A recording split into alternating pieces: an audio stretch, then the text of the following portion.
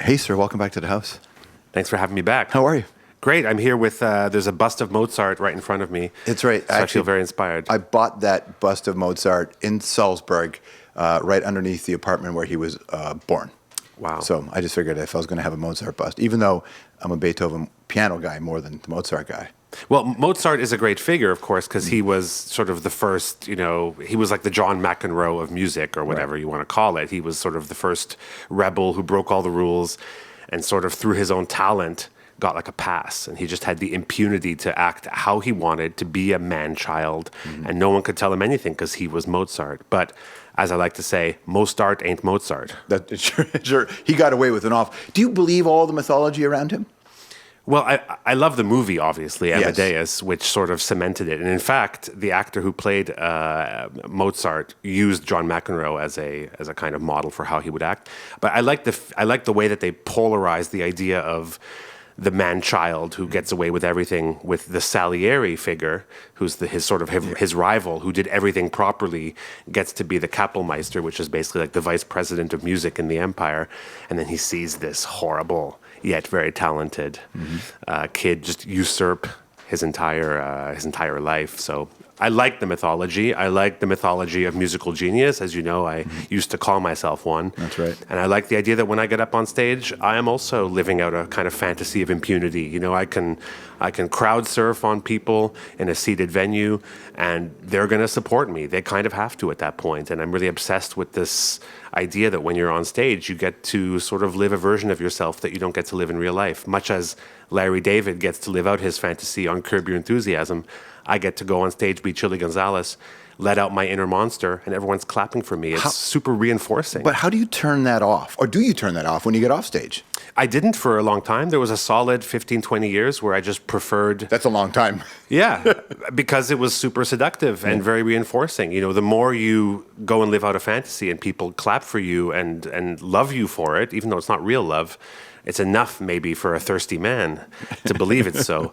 And so it was seductive enough that I could just believe that I'm going to live that way. And, some friends who know me well, there's a phrase I heard a lot, in the late 2000s from my very good friends, like Leslie Feist or people like that. And at some point they'd have to say, "Show's over, Gons, show's over." And I was like, oh, right, I'm just going to be me now. But perhaps this has also showed in my music and the projects I've done. I started a music school called The Conservatory. Yeah. And something about giving that energy an outward flow from myself, not just, as I said, being a thirsty man who drinks it all for him or herself, but to sort of offer it back. That's maybe linked to the fact that finally there's a little bit of balance, and I know who I am off stage now. I went to a conservatory performance in Montreal for the Red Bull Music Academy. Yes, that was that sort of pilot project where I did it sort of inside the Red Bull Music Academy infrastructure. It was really cool. It was such a neat environment. And I love how you called out some of the audience, too. I think they were on their phone, and you did not have it even a little bit. And I just thought, that's it, because you have set a standard, and you have expectations from the audience as well, which I think is really interesting. Yes, well, I even go on stage now and I talk about the contract between performer and audience to their face. I think it sort of gets them thinking in a different way. Oh, right, we're not just passively watching television here. This is in a room. And the thing is, when someone's phone goes off, I'm not actually angry. I just see this as an opportunity to sort of show a different side of myself, but also just to pop the bubble of tension. When that happens, it's more that the audience is thinking, oh God, that must be so horrible for him right now. And they kind of, there's this kind of sympathy for me. Everyone's on my side. Yeah. So I've earned some capital that I can spend by just freaking out on the dude and telling him like that's unacceptable. I think I'm obviously okay with that. I have seen artists jump into the crowd and beat the shit out of an audience member if the audience member was getting too rowdy. And I remember seeing Who does that? I saw in a couple punk shows that happened, and a band called Total Chaos did it once, and Pharrell was there watching it because he was on the road with NERD, and he looked at me and he said, "That guy just punched out an audience member." And I said, "Yeah, man." He was like, "That's amazing." And I said, "Yeah, man." Yeah, Pharrell was like, "You mean I could have been doing that this whole time?" That's right. But I always think it's cool when the audience is an equal in a way. When you have expectations of them. Okay, so it's been a few years till this record comes out, number 3. Tell me what this idea of when this began.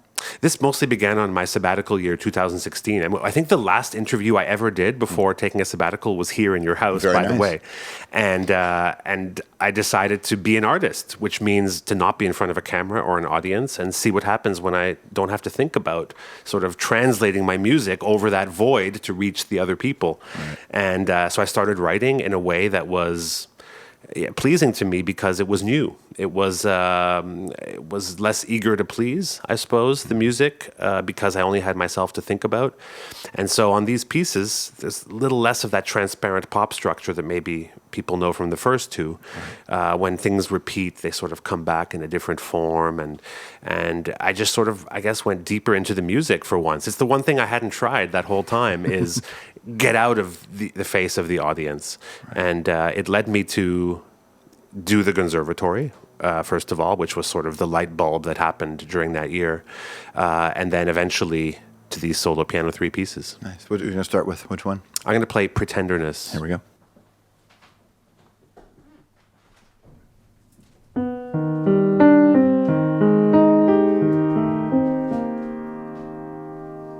Yeah, Pretenderness, I would say, is obviously a pun. You have the idea of being a pretender at tenderness. But it's a pun with deeper meaning. And all I want to say is you should see the puns I don't use for song titles.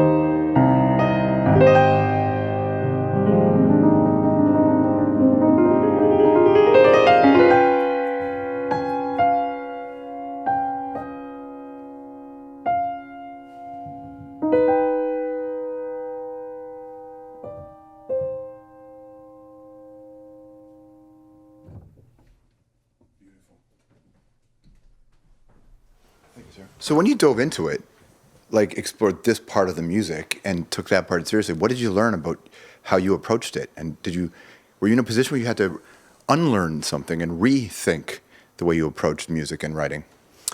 I'd just say a new space opened up by not always having that next sort of interview, that next moment where the brain chemistry changes. I really don't think I have to choose between artist and entertainer anymore. I used to sort of really come down hard on the idea of the artist, I guess also because people would use that term to describe themselves almost to seem fashionable. And so I might have overcompensated and said, no, I'm not that. I'm an entertainer. But the thing is, I really was in front of the audience at such a regular frequency in my life that I did forget what is it like when you just only have to please yourself. Well, they say the Beatles, became the Beatles really when they stopped needing to tour it, because then they could go in the studio and make records with no thought of how would we perform this. Sure, Glenn Gould did the same thing. At one point, he's like, "This is no way to live. The music exists only in one mode when you're constantly in front of people." I don't think I'd ever want to give it up, but it was interesting to take that year off, and I'm going to try to take another one in 2020 because I do think that space is interesting that opens up. But if anything, I would say I went further into the development of the music, having enough time that it almost created the illusion of being passive. And the album cover actually has the hands. It's beautiful. There's three hands that are coming out of the piano. They're actually the wrong way, And that was because I sort of almost created the illusion that the piano was playing itself, or that the songs were telling me where they wanted to go, as cliche as that may sound. The piano's been drinking, not me, said Tom Waits. A little, yeah, exactly. And without those deadlines, and I always sort of was like, okay, I have to finish this piece before I get on a plane in 5 days. Something I liked about that pressure, but to remove it was also new, fresh, and interesting for me. Did you become a better player? I would like to hope so, yeah. I also spent the last 6 years learning how to sight read music, and that just meant that every day I was just playing pages of music, never to play them again. And I played a lot of repertoire. I played most of the easy pieces written by basically every dead white male composer in a wig that you can imagine. And that seeps in a way that I wasn't really aware of, but the structure of these pieces is not nearly as transparent and pop-like as the first two. I remember interviewing many years ago when he first started to pop out, and we were talking about, certainly in Asia, classical music has a real audience, but it is the white male domain for the most part. Is it changing at all? Have you seen inclusion happening? Well, generationally, I would say I've seen a lot of inclusion. Culturally, there's still, my audience is really 98% white every time I get out on stage there. And maybe that just might be a function of the kind of places I'm playing. Kerner Hall in Toronto, Maison Symphonique in Montreal. But generationally, I definitely feel much more inclusion. There's also a lot of people doing pop music with acoustic instruments now compared to when I first started. Right. In Quebec, you have Jean-Michel Blais, Alexandra Streletsky. In Ottawa, you have Flying Horses. In Germany, there's like Niels Fromm and all these people that are, really, really doing well, and they're sort of been given the keys to go and play in these kinds of places as well. So I feel like generationally, you see much more now these audiences at acoustic music shows, where you'll see, in my case, maybe like a 40-year-old hipster bringing his 11-year-old kid and his parents, and they have like 6 tickets between 3 generations of a family. That's a beautiful thing. But I think it's because the composer-performer is coming back. That's what classical music was, right? Mm-hmm. Mozart, sitting here in front of me, was a composer-performer. Franz Liszt, Frédéric Chopin. These dudes would play and compose. And now there's been a weird separation in the classical music world, where you have dead composers and living interpreters who so often don't write their own music. And so no wonder it feels like going to the museum when you hear classical music. Whereas if you see the living person play their music, and now, of course, it's not only dead white guys, and now you can go see Alexandra Streletsky play her own music. That's super refreshing. So I think a new generation definitely has a way in. It is true too in hip hop and pop. It's the era of the producer. So the producer makes the beat, and then the performer just goes and does it. It's really just an interpretation with a wonderful voice. But the producer is the OG composer now in a lot of ways. Yes, musically speaking, and then the rapper goes and tells his or her story on top of that. Right. Yeah. And nowadays, that's ghost written too. So, so where is the truth? Where is the true artist? What will you play next, and what's it about? I'm going to play a song called Chico. Yeah. This one's fairly self-explanatory. It's dedicated to Chico Marx, the piano-playing Marx brother, who famously... Are you the only person who's ever written a piece about Chico, possibly? I'm not sure, but the thing about me was that I had this strict musical upbringing with my grandfather, who was all about, respect the dead white guy. And then I saw Chico playing in A Night at the Opera when he's playing on the boat, and I was like, oh, I see. He's more about respecting his audience in the moment, and so I kind of had that sort of parallel sort of, devil on one shoulder saying, it's all about the composer, and then the angel I see as Chico Marx, who showed me the right way. That's all well and good, respecting the composer, but that's sort of invisible. What counts is what you do in front of the audience. Here we go.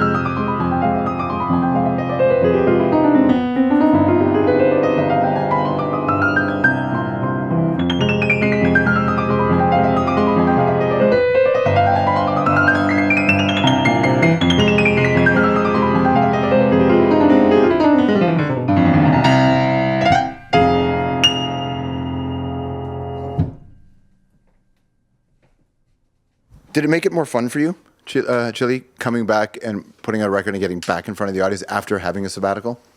Did you find it craving it?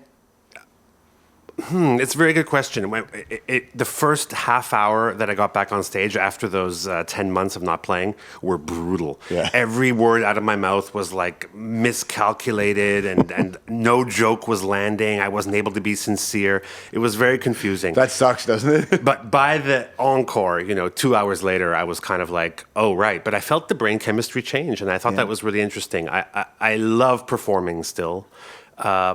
But if I take a long stretch away from it, I don't miss it. I think I've just found something like a balance, and it's like a mode I can go into, and I can really feel at the end of a night like that, like, yeah, I was kind of born to do this, and I may not nail every show 10 out of 10, but it feels like I chose the right job, and that's the sort of the feeling I have now, as opposed to, thank God I'm nourished again. I finally ate a meal of ego reinforcement. It's partly to do with age, partly to do with just doing it for so long and realizing, as I analyze my reactions to things, when someone writes to me and says, hey, I played pieces from your etudes book and you got me back into playing the piano. I'm a 65-year-old man. And I sort of realized that now that feeds me a bit more than just seeing like a 9 out of 10 review or getting a standing ovation. Those are all wonderful things too, but I started to understand that to really touch someone on a deeper level is always going to be more satisfying. So that's why the conservatory, it doesn't mean I'm suddenly a selfless musician. I mean, actually, maybe the opposite. Maybe now I'm so deluded after changing my own life, I think I can change the lives of others. Who knows? And you call it a conservatory, not even a conservatory. So that's right. It's the conservatory. It's all, etched in stone in my name. So, but it's just a different focus of the energy, I suppose. And also, I think, at least from my perspective from the outside, you make it fun. And I think even calling it the conservatory, when I first heard that, I laughed, and I didn't think about it anything other than, oh, that's funny. And there's, having gone through the conservatory system myself as a piano player, there's no fucking jokes, there's no laughs. It's like, it's horrible. And it's actually, even though it's great to have standards, it dissuades a lot of kids from wanting to participate. When you have something like the conservatory, it's like, oh, I think kids might actually want to do this. And I think it's important for kids to be able to play these acoustic instruments and to want to play them. Well, not only that, but by the way, there were no pianists at the conservatory. It was very much about having a rapper from Houston next to the jazz saxophonist from the Ukraine and all that to sort of show those common points between all the different eras and different cultures and different ways of approaching music. But I think in my case, I had this dual track of strict classical upbringing with no fun, but a lot of brain stimulation nonetheless, and feeling like, well, it's worth it to understand what the musicians who came before me went through and the discoveries they made. I want to take advantage of that, but it was no fun. And then next to that, I was just freaking out with my friends. Yeah. And I was really trying to think, well, at the conservatory, this is if I fused those two things into my own career, surely I can create a space where other people can have fun. The great thing is no one can accuse me of being that bitter teacher who wished he or she could have made it and only became a teacher because that was the only way to survive as a musician. I'm only doing it because I really want to do it. And to have that credibility makes all the difference, I think. Right. Because they listen to me in a different way. Not to mention, I had Jarvis Cocker, I had Peaches, I had Thomas from Daft Punk, I had So-Called, Fred Wesley. I had a bunch of great guest teachers who, by the way, would contradict me quite a bit in things that I was telling them. And they have to understand, find your own solution. I'm not trying to train them to become gonzo clones or to teach them how to tell jokes on stage or to suggest that they need some outlandish regalia to wear on stage. That was my solution. I chose the bathrobe and slippers and my personality as the focus of how to enhance the power of my music. But you can also just put on a robot helmet or any other solution you can think of. Right. You know, you've done such a great job over the years, too, of like breaking down. When you were here, I think last time you were messing with the Drake tune and you were trying to explain the pop. What about, so hip-hop now, trap, mumble rap, SoundCloud rappers, how do you break that down? Does any of that stuff resonate with you? Well, it does. I mean, there's actually more singing now. Rappers have sort of been given the license to sing. It was always a bit, you might hear 50 Cent croon a couple of bridges back in the 2000s, and maybe Ja Rule would sing a little bit, but I think Drake mostly busted it wide open, and maybe Kanye, who was always just a little bit ahead with auto-tune singing, and that kind of took it all over now. So there's much more of the taboo against being emo has been lifted. It's super emo, right? Mumble rap is super emo. It's super emo. Rappers used to only be in the mode of braggadocio or at some point also, political criticism. And that was those were the two poles. You were either a pimp or a prophet. Yeah. And now you can be all those things at the same time, but you can also just, cry in your Xanax, That's sort of where rap has now ended up. It's numb. Which is actually kind of good in a way, because there are kids who can relate, and if they see somebody that they look up to have similar struggles. Absolutely. But I mean, musically, what that means is that there are a lot of very repetitive melodies, which I would call frozen melodies. Usually a melody would sort of change, right? Like if I'm just looking at Mozart here in front of me, he would tell a story using sort of a shape. Right? And the second phrase would be sort of the same shape, but it would be sort of further afield. Right? You sort of recognize the shape, but you understand that it's changed. Mm-hmm. In a rap song these days, they would just repeat it, and the chords would change.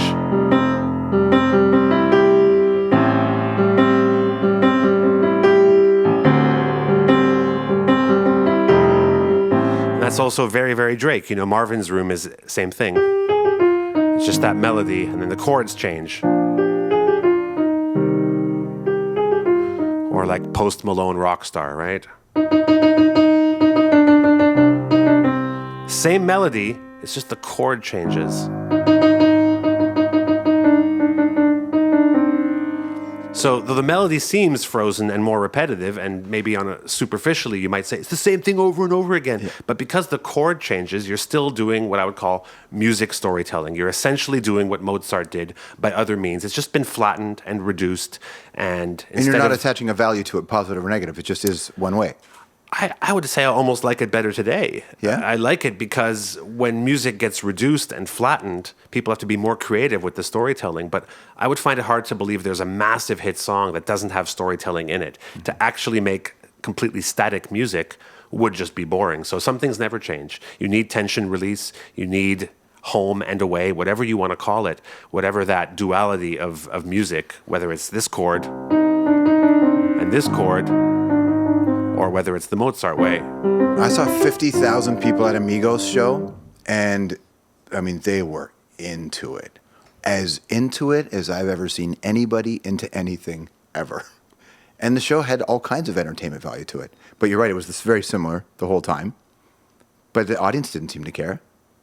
They were right there. An audience who grows up with that new level of reduction doesn't hear it as such. Right. Because there is the storytelling within it. It's just much more subtle. You know, if you take just Migos as an example, right? What's that? Bad and Bougie, right? And so I think the riff just goes, what is it?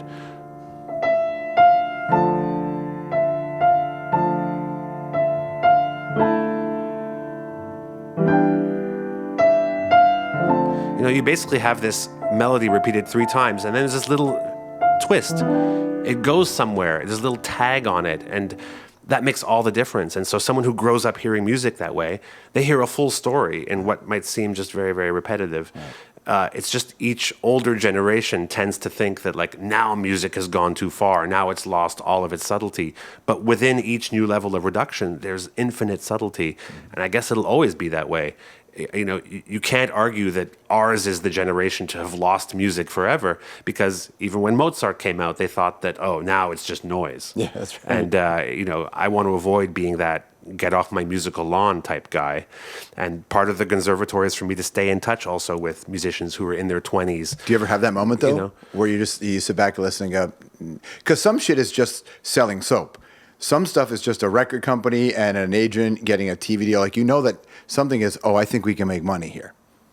But they're often wrong, aren't they? Yeah. I mean, how many times have they poured millions of dollars into something and have it not work? So in the end, I do think the people decide, and there is public consensus, and it's rare that people will elevate something to that iconic level without it having some value. And, you know, Fat Tony was a rapper from Houston who came to the conservatory, and he had an auto-tune pedal like it was nothing. Just like in our day, there'd be like a guitarist would show up with a distortion pedal. That's all it is. Yeah. It's just what people use now, and there is no value to it unless you use it in a good or bad way. And then I can say, you did it badly, you did it well. But just the fact that he's using autotune shouldn't be an affront or offensive to any older musician or any older person. It's just a way. Will you close with a cover?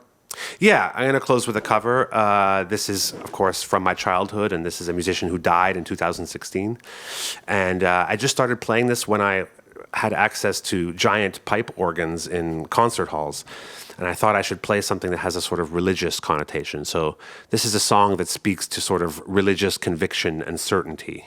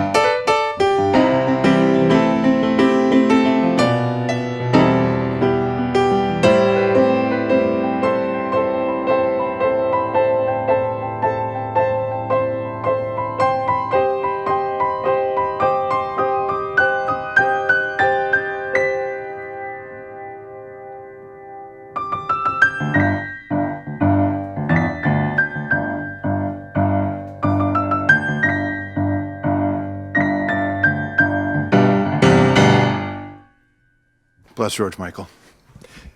When you play spiritual sounding songs in churches, do you feel spiritual stuff?